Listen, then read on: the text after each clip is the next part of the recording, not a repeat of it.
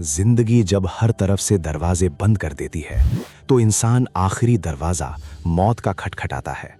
उसे लगता है कि सांसें रुक जाने से उसकी सारी तकलीफें हमेशा के लिए खत्म हो जाएंगी। लेकिन क्या हो अगर मौत के उस दरवाजे के पीछे कोई ऐसी चीज आपका इंतजार कर रही हो जो मौत से भी 1000 गुना ज्यादा भयानक हो। एक ऐसी अदृश्य दुनिया जिसका रास्ता लालच और अंधेरे से होकर गुजरता है। आज की कहानी किसी आम डर की नहीं है। ये उस काले सच की शुरुआत है जो आज भी हमारे आसपास घने जंगलों और शमशानों में जिंदा है। ये पहला हिस्सा है उस दास्तान का जहां एक इंसान ने दौलत की भूख में पर्दे के उस पार की सबसे डरावनी शक्ति को इस दुनिया में बुला लिया था। दंडाकारण्य का घना जंगल। रात के ठीक 3 बज रहे थे। इस जंगल के बीच से बहने वाली नदी का पानी बर्फ जैसा ठंडा था। राजत उस अकेले और वीरान नदी के किनारे खड़ा था। उसकी आंखों में आंसू थे और दिमाग में सिर्फ हार का शोर था। राजत की उम्र 28 साल थी। शेयर मार्केट के एक बहुत बड़े क्रैश में उसकी पूरी जिंदगी तबाह कर दी थी। उस पर करोड़ों का कर्जा था। लोग उसे ढूंढ रहे थे। उसकी मंगेतर नंदिनी उसे बहुत प्यार करती थी और उसे हिम्मत देने की कोशिश कर रही थी, लेकिन राजत का दिमाग पूरी तरह से अंधा हो चुका था। उसे लगा कि इस जिल्लत की जिंदगी से बेहतर है कि वो इस घने अंधेरे में डूबकर हमेशा के लिए ख़त्म हो जाए। राजत ने एक गहरी सांस ली और अपना पहला कदम उस ठंडे पानी में रखा। पानी उसके घुटनों तक आ गया। उसने दूसरा कदम बढ़ाया। पानी उसके सीने तक पहुंच गया। जंगल की खामोशी में सिर्फ पानी की आवाज़ और राजत के रोने की आवाज़ थी। वो डूबने ही वाला था। उसने अपनी आंखें बंद की और आखिरी सांस छोड़ने का फैसला किया। लेकिन तभी अंधेरे में से एक बहुत ही भारी और सख्त हाथ ने राजत के कंधे को पीछे से दबोचा। राजत की सांसें अटक गईं। उस हाथ की पकड़ इतनी मजबूत थी कि राजत को लगा उसकी हड्डियां टूट जाएंगी। उस ताकतवर हाथ ने राजत को पानी से बाहर की तरफ खींचा और जमीन पर पटक दिया। राजत खांसते हुए जमीन पर गिरा। उसने डरते हुए अपना चेहरा ऊपर उठाया। उसके ठीक सामने एक बेहद डरावना साया खड़ा था। वो एक अघोरी था। उसकी लंबी जटाएं मिट्टी और राख से भरी हुई थीं। उसके पूरे जिस्म पर शमशान की सफेद राख मली हुई थी। उसके गले में जानवरों की हड्डियों की माला थी। लेकिन सबसे भयानक उसकी आंखें थीं। उसकी आंखों में एक अजीब सी लाल चमक थी जो उस घुप अंधेरे में भी आग की तरह जल रही थी। उसके पास से जलते हुए कपूर और मिट्टी की अजीब सी महक आ रही थी। अघोरी ने अपनी भारी और खरकश आवाज में कहा, मौत इतनी आसान नहीं होती मूर्ख। जो जिंदा रहते हुए लड़ना नहीं जानता उसे मरने के बाद भी शांति नहीं मिलती। तू यहां अपनी जान देने आया है क्योंकि तेरे पास दौलत नहीं है।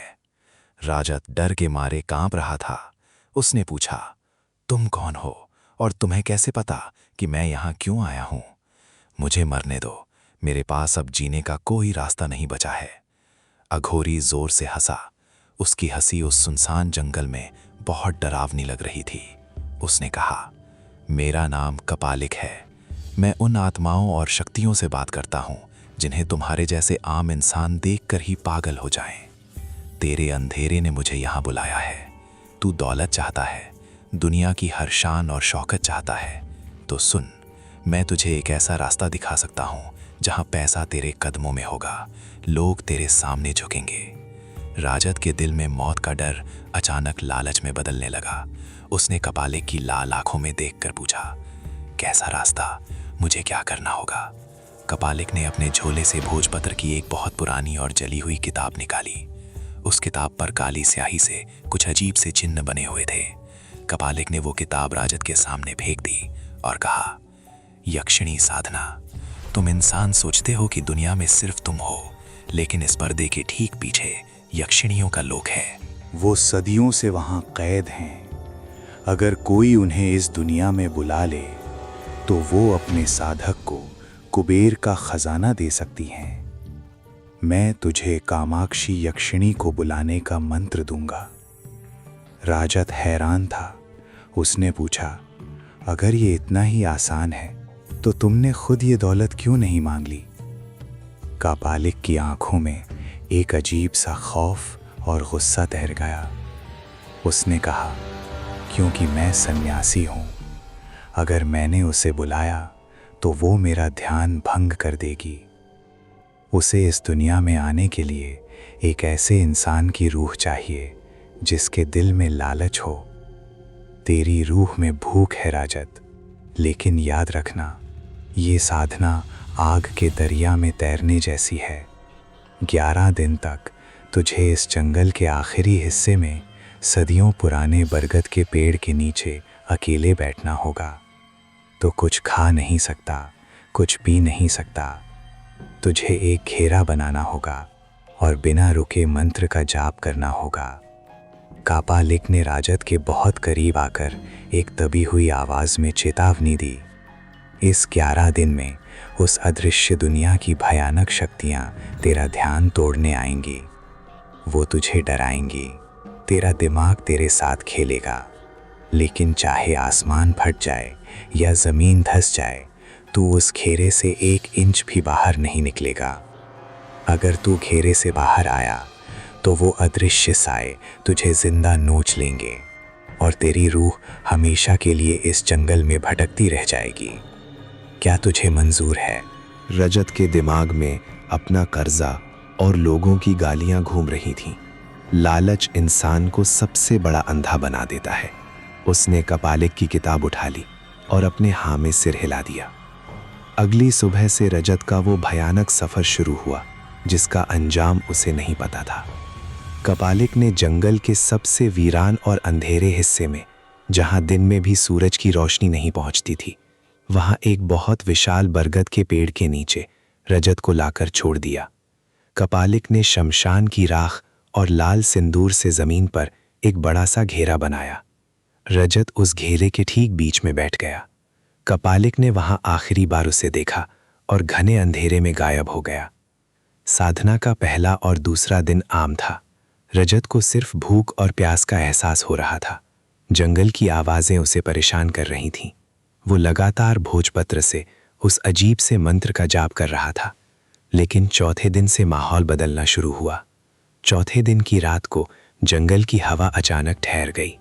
रजत को अपने आसपास किसी सड़ी हुई और जले हुए कपड़े की बदबू आने लगी। उसे ऐसा लग रहा था जैसे उसके घेरे के ठीक बाहर घने अंधेरे में कोई खड़ा है, कोई ऐसी चीज जिसकी सांसें बहुत भारी और गर्म है। रजत ने अपनी आंखें बंद कर लीं और मंत्रों का जाप तेज कर दिया। उसने खुद को समझाया कि यह सिर्फ उसके दिमाग का डर है। लेकिन 8वें दिन डर ने अपनी सारी हदें पार कर दी। 8वें दिन की आधी रात थी। रजत भूख और प्यास से अधमरा हो चुका था। उसकी आवाज ठीक से नहीं निकल रही थी। तभी उस वीरान अंधेरे जंगल में एक आवाज गूंजी, रजत, मुझे बचाओ रजत। रजत का पूरा जिस्म बर्फ पड़ गया। ये आवाज किसी अनजान की नहीं थी। ये ठीक उसकी मंगेतर नंदिनी की आवाज थी। नंदिनी की आवाज में बहुत ज्यादा डर और दर्द था, जैसे कोई उसे बुरी तरह से मार रहा हो। रजत, प्लीज मुझे बाहर निकालो। वहां अंदर क्यों बैठे हो? ये लोग मुझे मार डालेंगे। मुझे बचाओ। रजत ने डरते डरते अपनी आंखें खोलीं। घेरे के बाहर अंधेरा था, लेकिन उसे उस अंधेरे में नंदिनी का चेहरा दिखाई दे रहा था। वो जमीन पर घुटनों के बल बैठी रो रही थी। उसके आसपास बहुत सारे काले साए घूम रहे थे। रजत का दिल तड़प उठा। वो अपनी जगह से उठने ही वाला था। उसका एक कदम घेरे के ठीक किनारे पर पहुंच चुका था। लेकिन तभी उसे कपालिक की बात याद आई, चाहे आसमान फट जाए, घेरे से बाहर मत निकलना। ये शक्तियां तेरा दिमाग खराब करेंगी। रजत ने जल्दी से अपना पैर पीछा खींचा और जोर जोर से रोने लगा। उसने अपनी आंखें पूरी तरह से बंद कर लीं और पूरी ताकत से मंत्र पढ़ने लगा। नंदिनी की चीखें उसके कानों के पर्दे फाड़ रही थीं। उसे एहसास हो रहा था कि उसके घेरे के ठीक बाहर की मिट्टी गीली हो चुकी थी। उसकी बदबू बता रही थी कि वहां ढेर सारा खून बह रहा है। रजत डर से कांप रहा था, लेकिन उसने अपनी आंखें नहीं खोली। पूरा 2 घंटे तक वो भयानक शोर और चीखें चलती रहीं। फिर अचानक एकदम सन्नाटा छा गया। 9वें और 10वें दिन रजत लगभग बेहोश रहा। उसका जिस्म सिर्फ मंत्रों की ताकत से चल रहा था। और फिर आई 11वीं रात, फैसले की रात। रात के ठीक 12 बज रहे थे। जंगल में इतनी भयानक शांति थी कि झिंगुर की आवाज भी नहीं आ रही थी। अचानक बरगद के पेड़ के पत्ते जोर जोर से हिलने लगे। कमरे की नहीं, बल्कि पूरे जंगल की हवा बर्फ जैसी ठंडी हो गई। रजत की सांसें उस ठंडक से रुकने लगीं। तभी उस घेरे के सामने घना और काला धुआं बनने लगा। उस धुएं के बीच में से एक खुशबू आई, एक बहुत ही नशीली और महंगे इत्र जैसी महक। धुआं धीरे धीरे छटने लगा और उस अंधेरे के बीच कामाक्षी यक्षिणी खड़ी थी। रजत की निगाहें उस पर पड़ते ही उसके होश उड़ गए। वो कोई भयानक डायन नहीं थी। वो एक ऐसी औरत थी जिसकी खूबसूरती को बयान करने के लिए इंसानी भाषा में अल्फाज नहीं थे। उसके चेहरे पर अजीब सी चांदी जैसी चमक थी। उसकी आंखें गहरी और कशिश से भरी हुई थीं। उसने सदियों पुराना पर बेहद कीमती लाल और सुनहरा लिबास पहना हुआ था। उसकी खूबसूरती में एक अजीब सा सम्मोहन था जो इंसान को अपना गुलाम बना दे। कामाक्षी ने अपने होंठ नहीं खोले, लेकिन उसकी आवाज सीधा राजत के दिमाग के अंदर गूंजी। उसकी आवाज बर्फ की तरह ठंडी और ठहरी हुई थी। तुमने अपनी लालच और अपने मंत्रों से उस पर्दे को तोड़ दिया है राजत। मैं यहाँ हूँ। मैं तुम्हें वो सब कुछ दे सकती हूँ जिसके तुमने सिर्फ सपने देखे हैं। दौलत की ऐसी बारिश होगी कि तुम्हारी आने वाली पुश्तें भी उसको गिन नहीं पाएंगी। राजत उसके सम्मोहन में बुरी तरह से बंध चुका था। उसने कांपते हुए कहा, मुझे दौलत चाहिए, मैं बर्बाद हो चुका हूं। कामाक्षी ने एक अजीब सी मुस्कान दी। उस मुस्कान में खौफ था। उसने कहा, यक्षिणियों का वरदान मुफ्त नहीं मिलता राजत। अगर तुम्हें मेरी दौलत चाहिए तो मेरी 3 शर्तें माननी होंगी। ये शर्तें मौत से भी बड़ी हैं। क्या तुम्हें मंजूर है? राजत ने लालच में अंधा होकर कहा, हाँ, मुझे सब मंजूर है, तुम शर्तें बताओ। कामाक्षी की आंखें अचानक पूरी तरह से काली हो गईं। उसने अपनी भरी आवाज में पहली शर्त बताई, मेरी पहली शर्त यह है कि आज के बाद तुम हर रात मेरे लिए एक थाल में बिल्कुल ताज़ा और कच्चा मांस रखोगे। मेरे वजूद को इस दुनिया में बने रहने के लिए उसकी ज़रूरत है। राजत ने सोचा कि ये आसान काम है। उसने हाँ में सिर हिलाया। कामाक्षी ने थोड़ा आगे बढ़कर घेरे के ठीक किनारे पर अपना ठंडा हाथ रखा। उसकी दूसरी शर्त थी, मेरी दूसरी शर्त यह है कि तुम मुझे इस दुनिया में बुलाने के बाद कभी किसी मंत्र या ताकत से वापस नहीं भेजोगे। तुमने उस दरवाजे को खोला है, अब वो हमेशा खुला रहेगा। अगर तुमने धोखा देने की कोशिश की तो मैं तुम्हारे सबसे चहीते लोगों को तड़पा कर ख़त्म कर दूंगी। रजत डर गया, लेकिन दौलत का नशा डर से बड़ा था। उसने इस शर्त पर भी हाँ कर दिया। कामाक्षी ने अपनी आखिरी और सबसे डरावनी शर्त रखी, मेरी तीसरी शर्त, तुम इस दुनिया की किसी औरत को अपना नहीं बनाओगे। मैं और तुम अब एक बंधन में हैं। मैं यहाँ तुम्हारे जिस्म, तुम्हारी रूह और तुम्हारी ज़रूरतों पर अपना हक रखूँगी।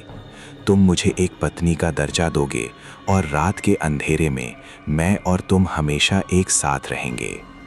रजत के दिमाग में नंदिनी का चेहरा आया। उसने उससे वादा किया था, लेकिन कामाक्षी के रूप का सम्मोहन और कुबेर के खजाने का लालच जीत गया। रजत ने पीछे का सब कुछ भूलकर अपनी तीसरी और आखिरी शर्त पर भी मोहर लगा दी। उसने कहा, मुझे सब मंजूर है कामाक्षी, तुम मेरे साथ चलो। जैसे ही रजत ने हाँ कहा, पूरे जंगल में एक बहुत ही भयानक आवाज गूंजी, जैसे आसमान से कोई पहाड़ टूटकर जमीन पर गिरा हो।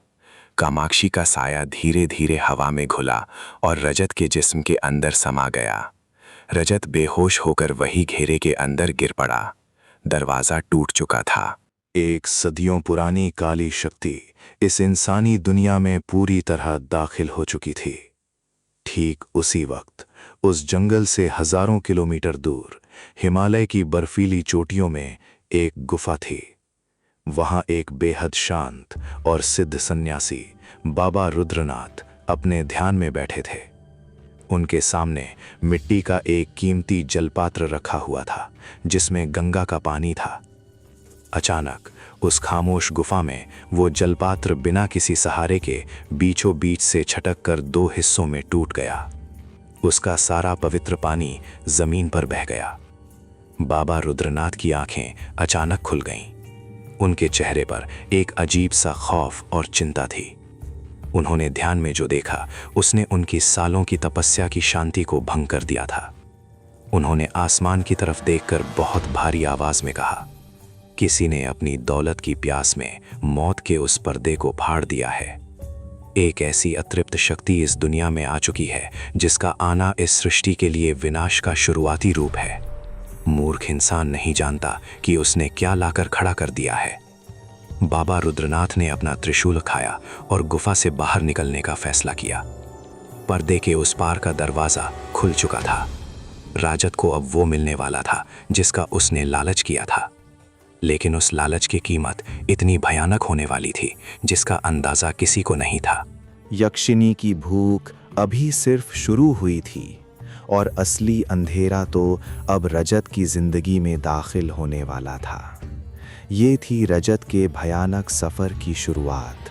लेकिन कामाक्षी की उन 3 शर्तों के बाद रजत की आलीशान जिंदगी कैसे एक खौफनाक नरक में बदल गई, और नंदिनी को उस काले सच का कैसे पता चला, ये हम जानेंगे इस मायाजाल के अगले हिस्से में। डर के माहौल को लाइक करो, शेयर करो, सब्सक्राइब करो और बेल दबाओ, क्योंकि अगला डर आ रहा है।